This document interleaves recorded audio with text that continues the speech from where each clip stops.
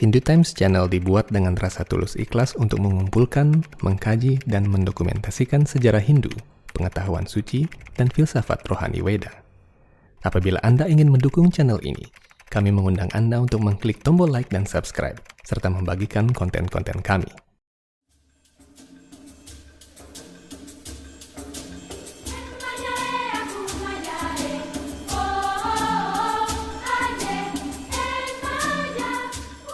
Om Swastiastu.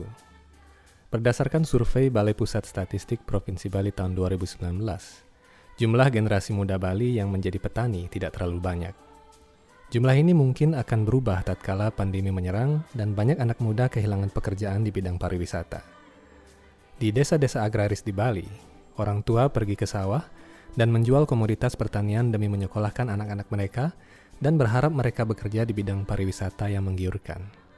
Tatkala orang tua mereka tidak mampu lagi bertani, sawah-sawah itu dijadikan warung makan atau kafe berlatar pemandangan sawah tetangga. Jadi dalam latar belakang budaya yang berbelok ke arah industri pariwisata dan kapitalisme, pemandangan sawah lebih mahal daripada beras.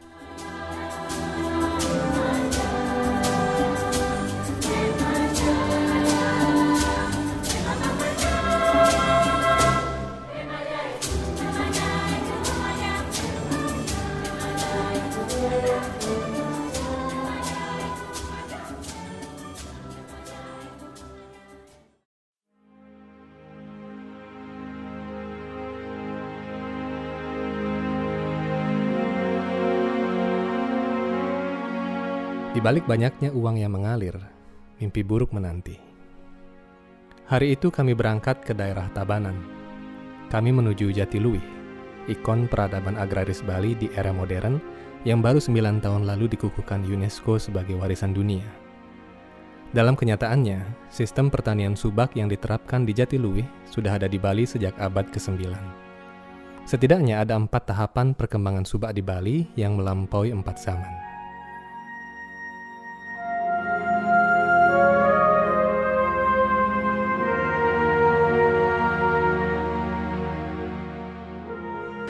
Om Swastiastu.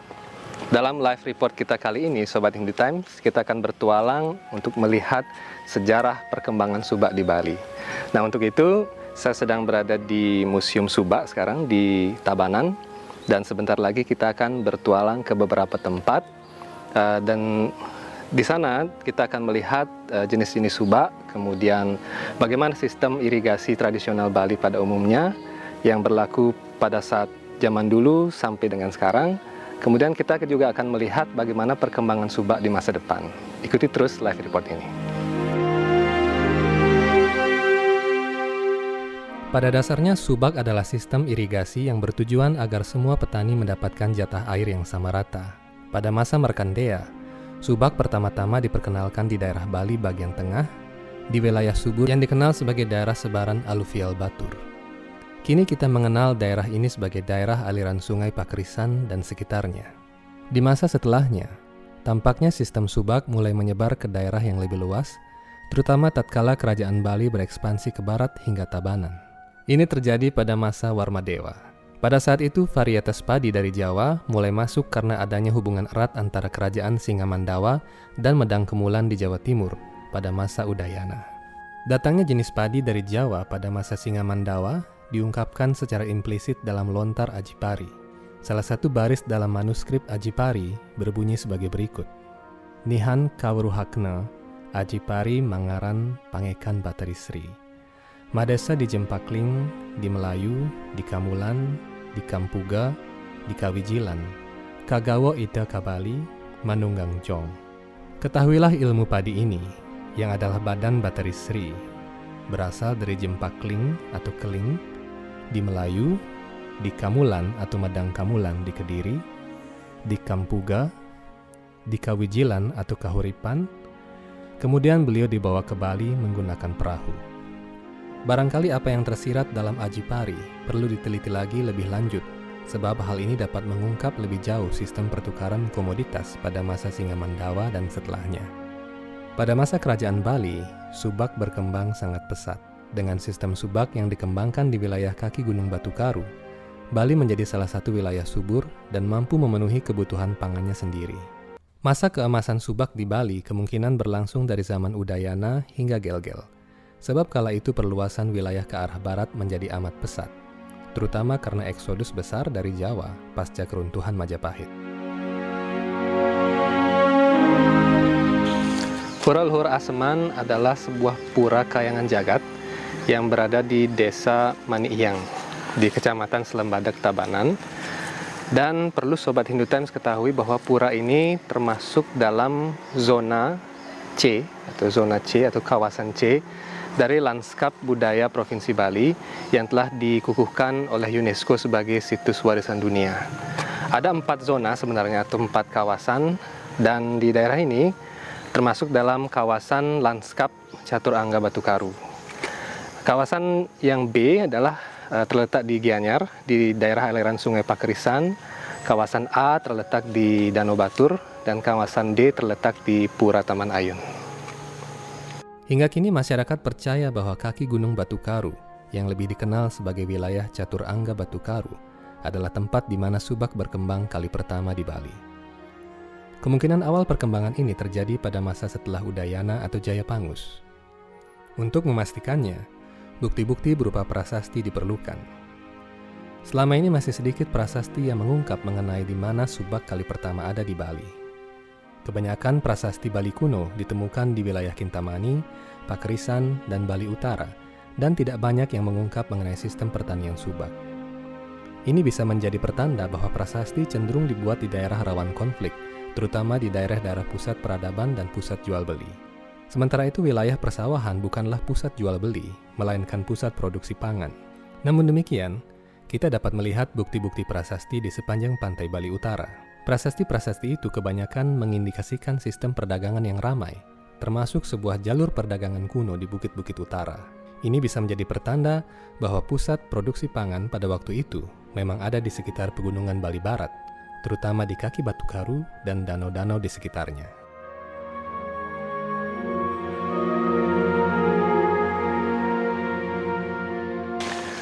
Beberapa sumber menyatakan bahwa Pura Luhur Aseman ini adalah kawitan dari Subak yang ada di Bali. Dengan kata lain, di wilayah ini adalah tempat di mana Subak ada pertama kali di peradaban Pulau Dewata. Namun beberapa sumber lain menyatakan bahwa Subak pertama di Bali itu ada di daerah aliran Sungai Pakerisan yang ada di Gianyar. Namun berdasarkan apa yang tertuang di dalam banyak lontar dan pustaka-pustaka kuno lainnya, kebanyakan orang percaya bahwa disinilah tempat pertama kali Subak ada di Bali.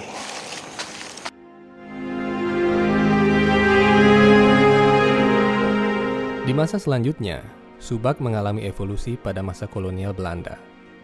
Di daerah lain, terutama di Jawa dan Sumatera, sistem pertanian tradisional mengalami kehancuran karena diberlakukannya tanam paksa tahun 1830 hingga 1940. Tampaknya sistem pertanian Subak di Bali tidak terlalu mengalami perubahan akibat tanam paksa, sebab Bali benar-benar baru bisa dikuasai Belanda pada tahun 1908. Namun Subak mengalami perubahan besar di masa modern. Perubahan ini dipengaruhi oleh Revolusi Hijau pada tahun 1950 hingga 1980. Ini menyebabkan petani Subak tradisional harus mengubah sistem pembagian air dan sistem kertamasa.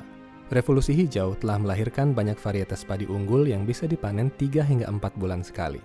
Ini jauh berbeda dengan padi pari atau padi Bali yang pohonnya lebih besar, serta padi gaga yang dipanen 5 hingga 6 bulan sekali. Saat Subak di Bali menanam padi Bali, maka sistem panen mengikuti pergantian musim, yakni setahun 2 kali. Pembagian air pun menjadi lebih mudah. Namun karena Revolusi Hijau, panen bisa berlangsung 3 hingga 4 kali per tahun. Karena itu sistem Subak tradisional harus berevolusi. Di masa modern ini, Subak dihimpit persoalan besar seperti penebangan hutan, alih fungsi lahan, dan pertambahan penduduk yang tidak terkendali. Subak yang amat bergantung dari air tengah menghadapi masa depan yang tidak pasti. Walaupun lanskap budayanya telah diakui UNESCO sebagai warisan dunia. Lalu apakah Subak hanya akan dikenal sebagai warisan namun tidak bisa dimanfaatkan? Sobat Hindu Times, sekarang saya berada di sebuah temuku atau tembuku. Tembuku adalah pembagian air dari saluran yang lebih besar menuju saluran yang lebih kecil lagi, sampai akhirnya mengalir ke sawah-sawah individu. Nah, ini namanya Temuku Cenik atau saluran tersier. Jadi Temuku Cenik ini akan membagi yang namanya telabah, ya, ada telabah cenik namanya. Itu akan membagi air kepada sawah-sawah yang terdiri atas 5 orang petani sampai 10 orang petani. Dan di Tembuku ini juga akan dibagi lagi di sebelah sana. Itu ada yang namanya tali kunda atau samakunda yang akan mengalirkan air ke masing-masing petak sawah. Jadi ada beberapa istilah dalam Subak. Yang pertama adalah telabah, mulai dari telabah gede, kemudian ada aungan, kemudian ada tembuku, kemudian ada saluran pembuangan yang paling ujung yang akan mengalirkan air dari persawahan menuju ke sungai besar lagi. Dan ini sangat bermanfaat sekali untuk pembelajaran kita semua. Ini adalah budaya tradisional kita yang harus kita ketahui dan harus pula dilestarikan. Di Jatiluwih sendiri, ada lebih dari 25 mata air yang menyediakan pasokan air tanpa henti di wilayah pertanian seluas lebih dari 17.000 hektar itu. Mata air ini dialirkan melalui telabah gede dan telabah air ke masing-masing tempek atau kelompok petani. Sebelum masa menanam, sebuah upacara sakral bernama Mapag Toya Subak dilakukan. Mapag Toya berarti menjemput air. Upacara ini dilakukan di Danau Tamblingan yang berada di balik Gunung Batu Karu. Secara niskala atau spiritual, ini berarti bahwa sumber air Jatiluwih berasal dari Danau Tamblingan. Secara ekologi, hal ini pun dapat dibuktikan. Sayangnya, survei terakhir menunjukkan bahwa permukaan Danau Tamblingan telah menyusut dari tahun 2010. Sejak 2017 lalu, permukaan air Tamblingan tidak pernah lagi mencapai titik tertingginya. Biasanya, tatkala musim hujan, air danau menggenangi pemukiman penduduk yang jaraknya 200 hingga 300 meter dari tepi danau. Namun hal itu tidak pernah terjadi lagi sejak 1 dasawarsa terakhir. Penelitian yang dilakukan oleh Dinas Pekerjaan Umum dan Perumahan Rakyat Provinsi Bali di tahun 2018 mengungkap bahwa debit mata air di Jatiluwih dan sekitarnya mengalami penurunan beberapa tahun belakangan. Ini disebabkan oleh penebangan hutan dan alih fungsi lahan yang terjadi di bagian hulu, yakni kaldera Beratan. Apabila alih fungsi lahan tidak dihentikan segera, dalam 20 tahun mendatang, Jatiluwih akan kehilangan separuh pasokan air.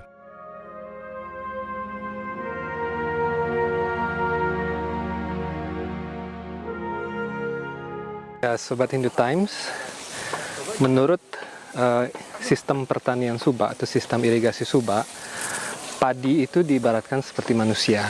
Jadi ketika benih padi itu disemai, sampai padi itu dipanen, ada banyak sekali upacara seperti mengupacarai manusia.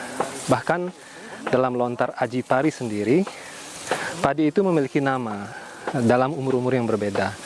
Seperti misalnya ketika berumur 1 bulan, kemudian berumur beberapa minggu, padi itu memiliki nama-nama tersendiri. Tahun 2012, UNESCO melalui sidang di Saint Petersburg, Rusia, mengakui dan menetapkan lanskap budaya Provinsi Bali sebagai situs warisan dunia, dan Subak adalah salah satu warisan budaya non-benda yang berada dalam lanskap tersebut. Ada 4 kawasan lanskap, yakni kawasan A, B, C, dan D. Kawasan A adalah Danau Batur beserta Pura Ulun Danau Batur, sementara kawasan B mencakup Das Pakerisan. Kawasan C adalah yang paling luas, yakni lanskap Subak di wilayah Catur Angga Batu Karu, seluas lebih dari 17.000 hektar. Sementara itu kawasan D mencakup Pura Taman Ayun di Mengui. Melihat banyak kendala yang menghantui sistem Subak di Bali di era modern ini, kita harus memikirkan bagaimana warisan dunia ini bisa bertahan tanpa pasokan air yang memadai. Apabila kebudayaan Bali ingin dilestarikan, maka pelestarian alam adalah prioritas utama. Kebudayaan tradisional Bali adalah sinergi erat antara spiritualitas, manusia dan alam yang tidak bisa dipisahkan.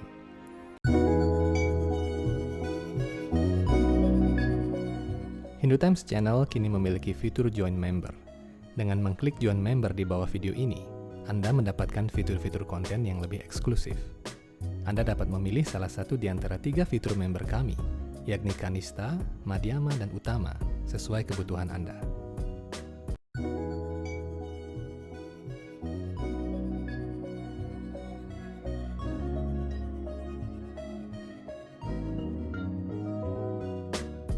Sebelum video ini kita lanjutkan, kami menawarkan beberapa jenis merchandise untuk Anda. Kami menyediakan t-shirt, tote bag, dan majalah Hindu Times edisi 13 hingga 15. Untuk membeli secara online, silakan klik link pada kolom deskripsi.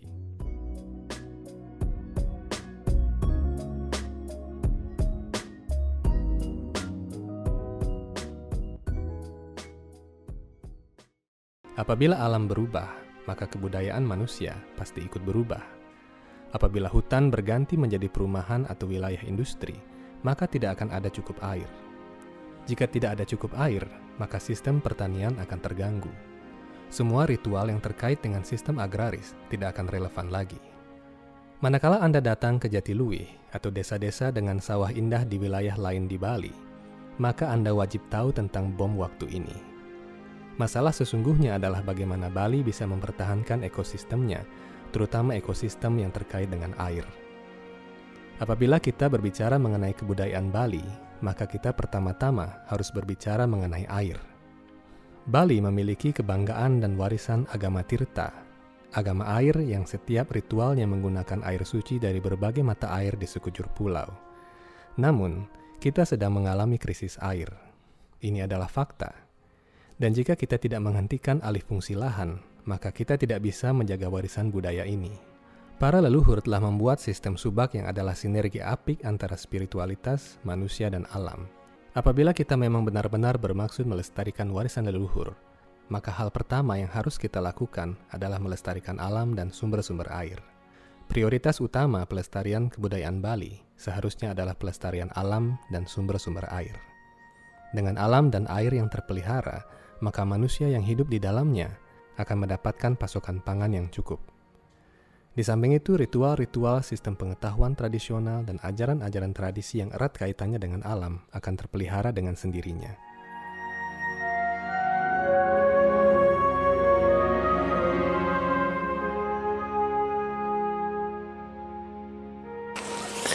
Ini adalah varietas padi Bali, Sobat Hindu Times. Jadi dengan rambut-rambutnya agak panjang seperti ini berbeda dengan varietas padi yang kita kenal pada umumnya di sawah-sawah. Pada umumnya ya. Kalau menurut beberapa sumber naskah kuno, kemungkinan padi Bali tersebut itu berasal dari Jawa. Kemungkinan, karena di dalam teks-teks tersebut juga disebutkan bahwa padi yang adalah perwujudan dari Betari Sri itu pertama-tama muncul di sebuah wilayah bernama Jenggala. Jenggala itu kalau kita lihat dalam sejarah itu ada di Jawa Timur. Kemudian rupa-rupanya kemungkinan terjadi pertukaran komoditas atau pertukaran bibit dan sebagainya pada zaman Udayana sampai zaman Airlangga, sehingga terjadilah percampuran varietas padi antara Jawa dan Bali pada saat itu, yang dibuktikan dengan adanya kalimat bahwa Dewi Sri ketika beliau turun di Jenggala, kemudian beliau pergi ke Bali. Jadi ini adalah sebuah alegori. Beberapa studi perbandingan telah dilakukan untuk menemukan pembanding lanskap kultur Provinsi Bali. Di Filipina, ada sistem pertanian yang serupa, namun tidak memiliki konsep kosmologi seperti di Bali. Ciri khas sistem irigasi subak adalah keterpautannya dengan sistem ritual Hindu yang hampir tidak bisa ditemukan dimanapun di seluruh dunia. Jadi subak adalah gabungan antara ritual, organisasi, sistem pengairan, teknik pertanian, dan sistem kepercayaan. Sistem ini mungkin saja ditiru di tempat lain, namun pastinya akan sangat sulit meniru sistem ritual dan kepercayaan yang berlaku pada masyarakatnya. Ya, Sobat Hindu Times, setidaknya ada 4 periode subak di Bali. Periode pertama adalah ketika Resi Markandeya membuka hutan di Bali bagian timur, yaitu di daerah yang kita sebut sebagai daratan aluvial Batur atau Das Pakerisan. Kemudian periode kedua adalah ketika sistem pertanian tradisional ini menyebar ke daerah-daerah lain, seperti misalnya Tabanan. Kemudian periode ketiga terjadi ketika periode kolonial atau penjajahan, terutama di Jawa dan Bali kala itu. Pada tahun 1800-an terjadi yang namanya sistem tanam paksa atau kultur stelsel. Nah, ketika itu ada perubahan besar-besaran di sistem pertanian yang ada di Jawa dan di Bali. Dan periode keempat adalah periode modern dan pasca modern, seperti yang kita bisa lihat hari ini.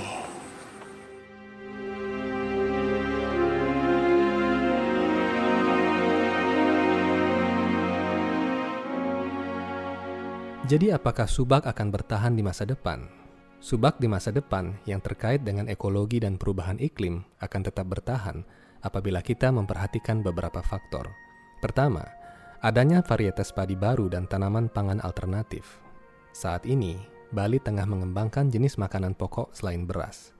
Jagung dan sorghum contohnya telah dikembangkan di beberapa daerah, terutama di Bali Utara dan Bali Timur. Dengan berubahnya pola konsumsi masyarakat, Subak sebagai sistem produksi pangan juga harus mengadopsi dan mengambil peluang perubahan ini. Jika suatu ketika masyarakat meninggalkan beras, maka Subak bisa tetap eksis dengan evolusinya yang juga tanpa henti. Faktor kedua yang menentukan apakah Subak akan bertahan atau tidak adalah ketersediaan air. Karena Subak pada dasarnya adalah sistem pembagian air, maka tanpa air, Subak hanyalah teori. Namun demikian dengan sistem pertanian berteknologi tinggi seperti aeroponik, hidroponik, dan sistem rumah kaca berbasis smart farming, sistem Subak bisa diintegrasikan dengan teknologi agar dapat beroperasi dengan jumlah air yang sedikit, namun memiliki hasil yang lebih besar. Saat ini sistem smart farming telah diterapkan di negara-negara maju. Sistem ini diterapkan karena bumi mengalami perubahan iklim yang signifikan sepanjang 30 tahun terakhir. Karena suhu bumi meningkat, iklim menjadi semakin tidak menentu. Karena itu beberapa spesies tanaman pangan tidak bisa tumbuh optimal. Dengan smart farming, solusi perubahan iklim dapat diatasi. Tantangan ini pastinya akan dirasakan oleh Subak. Dengan dukungan pemerintah dan masyarakat, Subak akan terus berevolusi dan mengadopsi sistem yang baru ini. Hal terakhir yang menjadi faktor perubahan Subak di masa depan adalah pestisida. Penggunaan pestisida berbahan dasar kimia dapat menghancurkan ekosistem air hingga radius ratusan kilometer ke hilir. Pestisida yang tidak ramah lingkungan tidak hanya akan mengancam ekosistem sawah, namun juga ekosistem sungai, danau, rawa, perkotaan, hingga lautan.